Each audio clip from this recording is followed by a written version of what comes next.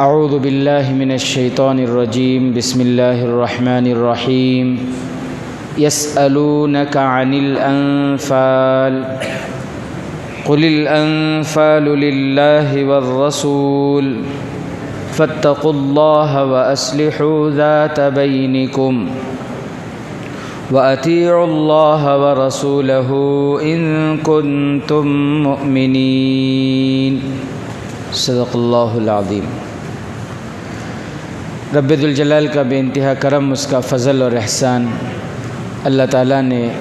روزہ رکھنے اور تراویح پڑھنے کی توفیق عطا فرمائی۔ میرے محترم بزرگ عزیز دوستوں، اس سورہ کا نام سورۃ الانفال ہے اور یہ مدینہ منورہ میں نازل ہوئی۔ اس سورہ کے اندر اللہ تبارک و تعالی مال غنیمت کے بارے میں بتا رہے ہیں۔ مال غنیمت کسے کہتے ہیں؟ غنیمت کا مال کس کو کہتے ہیں؟ جب کفار سے، دشمنوں سے جنگ ہوتی تھی اور جنگ کے میدان میں دشمن اپنے جو ساز و سامان چھوڑ کر بھاگ جاتے تھے، ان کے ان چیزوں کو غنیمت کا مال کہا جاتا ہے۔ میدان میں جنگ ہوتی تھی اور جب وہ لوگ میدان چھوڑ کر بھاگ جاتے تھے اور میدان میں جو چیزیں وہ چھوڑ کر بھاگتے تھے، ان کے ان چھوڑے ہوئے مال کو مال غنیمت کہا جاتا ہے۔ اللہ کے نبی صلی اللہ علیہ وسلم مال غنیمت کو جمع کرتے تھے اور جمع کرنے کے بعد پھر وہ مال غنیمت مجاہدین کے درمیان تقسیم فرماتے تھے۔ اس کا ترجمہ دیکھ لیں کیا ہے۔ یسألونک عن الانفال، اللہ تعالیٰ فرماتے ہیں کہ اے میرے محبوب صلی اللہ علیہ وسلم، لوگ آپ سے مال غنیمت کے بارے میں پوچھتے ہیں۔ قل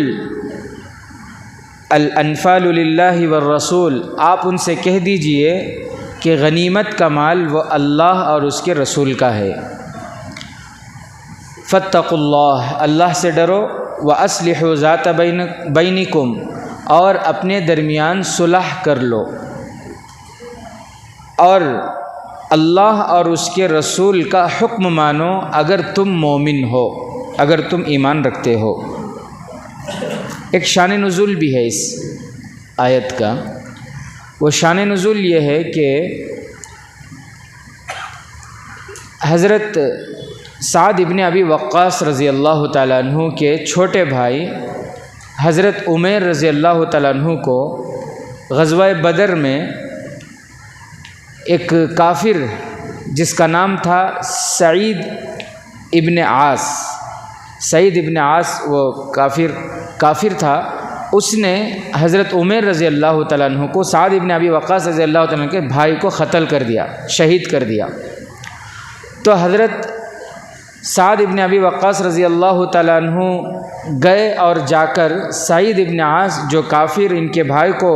جس نے شہید کر دیا تھا، اس کو انہوں نے مار دیا اور اس کی تلوار لے کر اللہ کے نبی صلی اللہ علیہ وسلم کی خدمت میں حاضر ہوئے اور فرمایا کہ اللہ کے نبی، یہ وہ دشمن جس نے میرے بھائی کو شہید کر دیا تھا،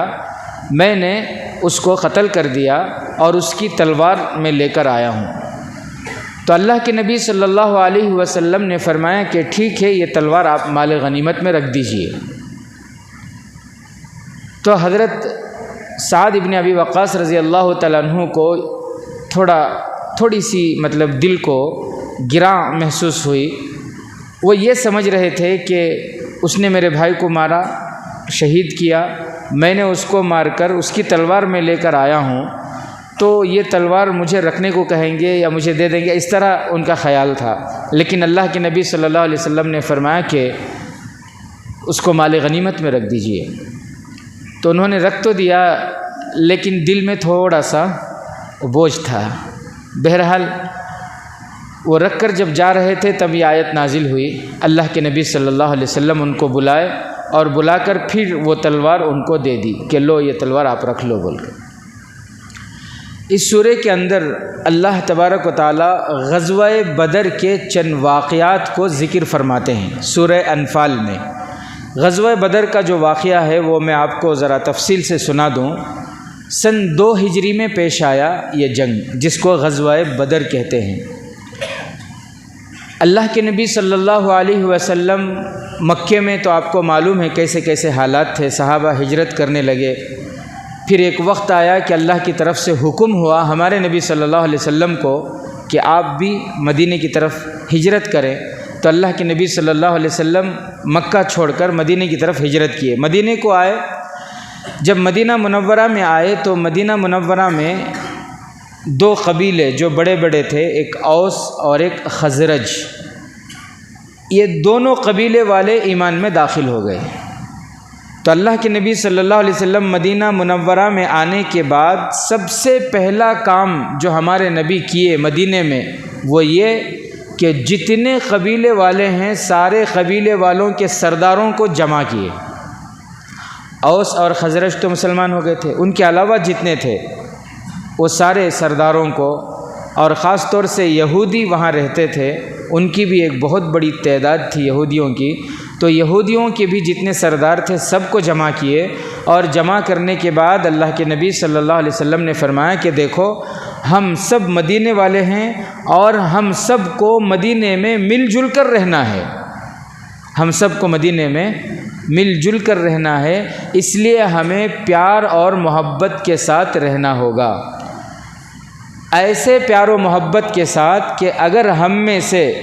کسی ایک قبیلے پر بھی باہر سے کوئی حملہ کرے تو ہم سب مل کر اس کا جواب دیں گے، ہم سب مل کر اس کا مقابلہ کریں گے۔ کیا آپ اس بات پر راضی ہو؟ سارے جتنے بھی تھے سب سرداروں نے کہا کہ ہاں ہم بالکل اس پر راضی ہیں، ہم عہد کرتے ہیں، ایگریمنٹ کرتے ہیں، ہم یہ وعدہ کرتے ہیں کہ ہم پیار و محبت کے ساتھ رہیں گے۔ یہ بات چیت ہو گئی، یہودیوں نے بھی یہ بات چیت مان لی کہ ہاں آپ جیسے کہہ رہے ہیں ایسے ہی ہم بھی رہیں گے۔ اب جب یہ بات چیت ہو گئی، یہ عہد و پیمان ہو گیا، اس کے بعد اللہ کے نبی صلی اللہ علیہ وسلم ایمان والے سب آرام سے پیار محبت سے رہنے لگے، امن و امان کے ساتھ، چین و سکون کے ساتھ رہنے لگے۔ اللہ کے نبی صلی اللہ علیہ وسلم کا معمول یہ تھا کہ روزانہ چند صحابہ کو لے کر لوگوں کے پاس جاتے اور ان کو جا کر ان کو سمجھاتے، دنیا میں آنے کا مقصد بتاتے، ان کو ایمان کی دعوت پیش کرتے، دین کی باتیں بتاتے۔ مدینے کے اطراف جو قریے تھے ان قریوں میں بھی جاتے، بہرحال لوگوں کے پاس جاتے رہتے تھے اور دین کی بات پہنچاتے رہتے تھے۔ بڑے اطمینان کے ساتھ، آرام اور سکون کے ساتھ زندگی چل رہی تھی۔ لیکن مسلمانوں کا مدینے میں یہ چین و سکون، یہ آرام، مکے کے کافر وہاں بے چین، مکے کے جو کافر تھے وہ لوگ مکے میں ٹینشن میں، بے قراری، بے چینی ان کو اس بات کی ہو رہی ہے کہ مسلمان مدینے میں چین سے کیوں ہیں۔ یہاں سے وہ لوگ چلے گئے اور وہاں جا کر آرام سے ہیں، اطمینان سے ہیں، بول کر ان کو وہاں ٹینشن، کہاں؟ مکے میں۔ ایسے لوگ آپ کو آج بھی مل جائیں گے، اپنی فکر نہیں، کمائیں گے، کھائیں گے، اپنی فکر نہیں، دوسروں کی فکر۔ ان کے گھر میں فریج کہاں سے آ گا، ان کے گھر میں اے سی کہاں سے آ گا، صحیح بات ہے۔ دوسروں کی فکر، اپنی فکر نہیں، دوسروں کی فکر، خواہ خواہ کی ٹینشن۔ یہ کیا ہے؟ یہ خواہ خواہ کی بیماری، خواہ خواہ کی ٹینشن۔ ہر زمانے میں ہوتے ہیں ایسے لوگ، شاید منڈیا میں بھی ہوں گے، اللہ کرے کہ نہ ہوں، کسے پتہ کہ محلے میں بھی ہوں۔ ان کو اپنی فکر نہیں، آپ کی فکر زیادہ۔ ان کو کیا ہے؟ اپنی فکر نہیں بلکہ آپ کی فکر۔ ان کے گھر میں بریانی کیسا پکی، ان کے گھر میں بکرے کا گوشت چاہتا نہ کیسا وہ، صحیح بات ہے، ہمیشہ آپ کی فکر۔ ان کے بچوں کو اچھی جاب کیسے مل گئی، ان کے بچے سب پوں کھڑے ہو گئے نہ کیسا، ان کو سب اچھے رشتے ملے نا، فتین یعنی فتنہ پھیلانا اور پھر اس پر خوش ہونا۔ تو بہرحال مکے میں یہ لوگ پریشان ہیں اور پھر آپس میں بات چیت ہو رہی ہے، دیکھو کیسا انہوں مدینے کو جا کو ترقی کر لے رہی نا، مدینے میں جا کو کام کر رہی، مدینے میں جا کو چین سکون سے ہی انہوں۔ وہاں ایک سردار تھا، کرز اس کا نام تھا، کرز ابن جابر اس سردار کا نام تھا۔ اس نے یہ کہا لوگوں سے کہ کیا بھی فکر کرو نہ کو، میں اب جاتا ہوں مدینے کو، جا کو ان کو ذرا مزہ چکھا کو آتا ہوں، میں جا کو ان کو ذرا مزہ چکھا کو آتا ہوں، خاموش دیکھتے رہو تمہیں بول کر کیا کیا انہیں اپنے چند ساتھیوں کو لے کر کہاں سے، مکے سے مدینے کا سفر، وہ زمانے میں 450 کلومیٹر کا سفر، حسد جلن اتنی خطرناک چیز، دیکھو کیا فائدہ اس کا اتنی دور سفر کا، کیا بھی نہیں، صرف یہ دیکھنے کے واسطے کہ مسلمانہ کیا کر رہی اور کیا تو بھی موقع ملا تو ستائیں گے بول کو، وہ نیت سے 450 کلومیٹر کا سفر طے کر کے آیا مدینے میں۔ جب وہ پہنچا صبح کا وقت تھا، مدینے والے اپنے اونٹوں کو چرنے کے لیے چھوڑ دیتے تھے پہاڑوں میں، وہ اونٹ چر کر پھر کوئی ان کو ہانک کے لے آتے یا پھر اونٹ ہی خود بخود آ جاتے۔ وہ پہاڑیوں کے پاس، مدینے سے باہر پہاڑیوں کے پاس جو ان کے اونٹ چر رہے تھے، یہ کرز ابن، یہ جو تھا کرز، اس نے کیا کیا، کرز ابن جابر، اس نے ان تمام اونٹوں کو، ساتھی تھے نا اس کے پاس، تمام اونٹوں کو ساتھیوں کی مدد سے گھیرا اور پھر مکے کی طرف دوسرے راستے سے، ایک عام راستہ ہوتا ہے وہ راستہ چھوڑ کر ایک دوسرے راستے سے مکے کی طرف لے کر بھاگ گیا۔ مکے کو آیا، آکو خوش ہے، صحیح بات ہے، دیکھے کیا کریا میں ان کے اونٹاں لے کے آگا میں، وہاں بھی ان کو چین سے رہنے نہیں دیا، میں پریشان رہیں گے انہوں، پریشان رہیں گے انہوں۔ بہت سے لوگ ہوتے نا ایسا، دوسروں کو پریشان کر کے خوشی ہوتی ہے ان کو، دوسروں کی خوشی دیکھ کر اگر میرے دل میں تکلیف ہو رہی ہے تو مجھے فوراً 2 رکعت صلاۃ التوبہ کی نماز پڑھنی چاہیے۔ کون کی کار لیا، دیکھ کو منجے دل میں خوشی نہیں ہو رہی، منجے تکلیف ہو رہی ہے، کون کی سائٹ لیا، کون کی گھر لیا، کون کی موبائل لیا، کس کی شادی ہو رہی ہے، کون کی دکان کی اوپننگ کر رہا ہے، کسی کی جاب ملی، کسی کی بچے ہوئے، اب یہ خوشی کی چیزاں دیکھ کر اگر میرے دل میں تنگی ہے، اگر میرے دل میں خوشی نہیں ہے، تکلیف ہو رہی ہے، تو اس کا مطلب یہ ہے کہ میرے اندر مشرکین کی صفت ہے۔ یہ جلنا انہی تو، وہی لوگ تو جلتے تھے نا، کہاں مدینے میں انہوں 450 کلومیٹر دور، وہاں بیٹھ کو جلن حسد، کئی کو وہاں آرام سے ہنا بول کر، تو فوراً کیا کرنا چاہیے، 2 رکعت صلاۃ التوبہ کی نماز پڑھنا چاہیے اور اللہ سے دعا کرنا چاہیے کہ اللہ یہ جو صفت ہے مشرکین کی، اس صفت سے مجھے پاک فرما۔ بہرحال تو وہ لے کر چلا گیا اور جا کر پھر اپنے ساتھیوں کو بتا رہا ہے کہ دیکھو میں کتنا اچھا کام کرا، وہاں بھی ان کو چین سے رہنے نہیں دیا، میں وہاں بھی ان کو سکون سے رہنے۔ بہت سے لوگ ایسے آپ کو آج بھی مل جائیں گے۔ ایک رشتہ لگیا تھا، قریب تھا کہ جو ہے نکاح ہو جائے، انہوں گئے جا کو بات چیت کرے، یہاں ذرا بات کرے، وہاں ذرا بات کرے، رشتہ ختم کر ڈالے۔ دوستان کے بیچ میں آ کو بول رہی، اوے نکاح ہونے والا تھا با، میں جا کو ایسا بات کرے، پورا ختم۔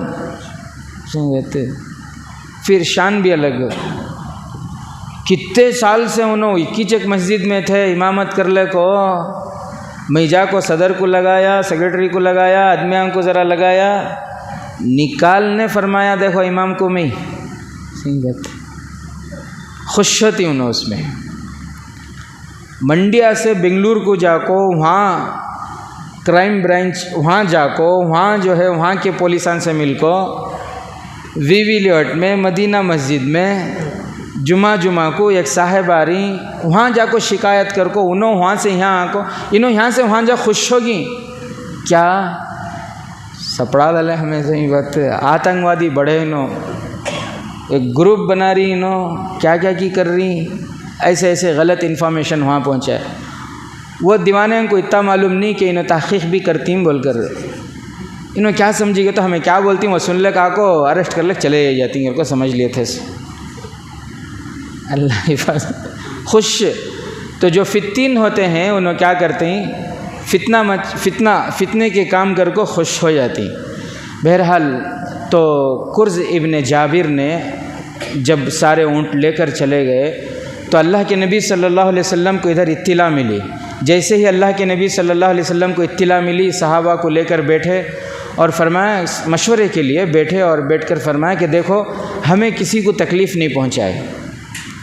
ہمیں وطن چھوڑ کر آ گئے مدینے کو اپنا وطن بنا لیے یہاں ہمیں سکون سے اپنے کام سے مطلب رکھیں ہم لوگوں سے ملتے ہیں اچھی باتیں بتاتے ہیں بری باتوں سے روکتے ہیں ہم کسی کو تکلیف نہیں پہنچائے لیکن اس کے باوجود وہ لوگ وہاں سے 450 کلومیٹر کا سفر طے کر کے یہاں آئے اور آ کر ہمارے اونٹوں کو چرا کر لے کر چلے گئے اب بتاؤ ہمیں کیا کرنا چاہیے اس بارے میں اللہ کے نبی صلی اللہ علیہ وسلم صحابہ کو لے کر مشورہ کیا تو صحابہ نے پھر اپنی رائے دی کیا رائے دی انشاءاللہ ان باتوں کے ساتھ آئندہ کل آپ کے سامنے تشریف لائیں گے اللہ تعالی ہم تمام کو قرآن سمجھنے پیارے نبی صلی اللہ علیہ وسلم کی سیرت کو سمجھنے اور اس کے مطابق اپنی زندگی گزارنے کی توفیق عطا فرمائے